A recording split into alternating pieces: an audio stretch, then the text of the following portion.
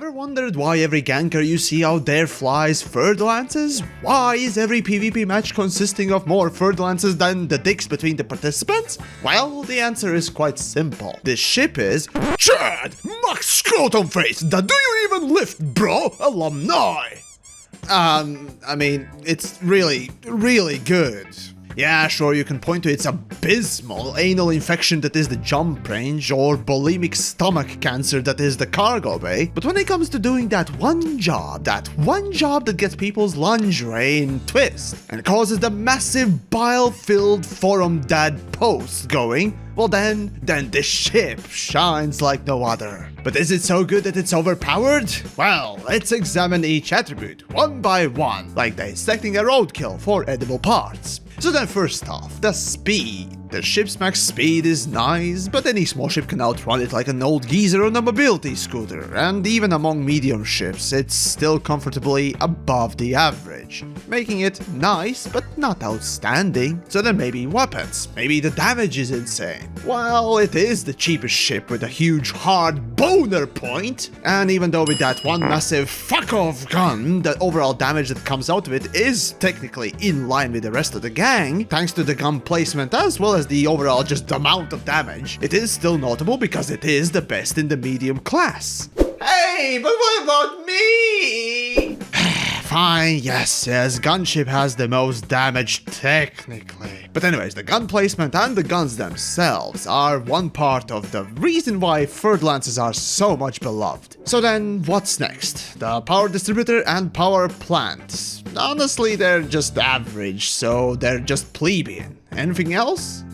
The hull. Well, that's probably just as hard and just as large, I mean small, as the dinky little sardellas that the pilots who fly this ship constantly have. So I'd say no. But just like with the aforementioned sausage owners, the mandatory purchase of an oversized space condom is in order. So the shields on their own are already impressive, but what makes it borderline OP is the utility slots, and the potential booster overuse like the steroid candies to the bodybuilder. So that now makes two things. Oh, but wait, if you subscribe to this YouTube channel, I'll toss in a colorful description that makes this whole ship a massive shit-covered leopard middle finger being rubbed all over your face.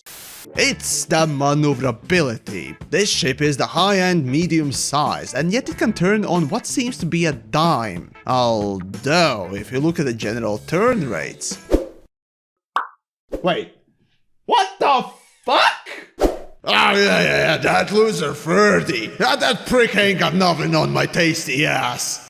Okay, yeah, setting aside anomalies, the three aspects of Chad, Max Scrotum Face, that do you even lift, bro? Alumni! Together make the ship oh so good. Alone, the maneuverability is nothing too special, the speed too, the weapons, and more especially the shields, cause problems. For the most part, the weapons allow people to quickly rectally destroy you, but when the shields don't seem to even budge when you shoot the fucker, well, then you start to think of cheats, but it's not. Well, unless like me, you consider engineering to be highly imbalanced and game-breaking, but that's a different story. In the end, is the FerDeLance OP? Yes. Motherfucking yes! No other ship comes close to perfecting the combat capabilities of this prolapsed cervical cancer. And so, this is why some people fly it so fucking much. But just like Saitama, I just find it so boring when things are so easy. And even when I'm not flying, just seeing the ship, my first thought is, oh, look, another original wanker trying to compensate for the lack of skill. How pedestrian. But there's another question that must be answered. Should fer-de-lance be nerfed? And if so, how? I say, yes, nerf is required here. But what would be the best way? Well, reducing the shield booster updates would be a good start, but that goes into the whole engineering balance topic, and if that's too much, well, maybe decreasing the power plant output on the ship so that players would be forced to reprioritize many modules, just like on Vulture and Viper 3, but frankly, I'm not sure yet. See, due to how easy it is to use the ship and how powerful it is, it needs a nerf due to not really having any competitor in the field. And even then, it's far too easy for it to destroy things that are not as beefed up as itself. So, I don't know, really. It should be a glass cannon, that's the bottom line. Anyways, if you have any comments or suggestions, feel free to share them down below. Even if it is just to tell me, do you even lift, bruh? As if that makes an argument. Well, anyways, share the video and all that good stuff, regardless. But as for me, jag är ett jävla boxskadad sardel.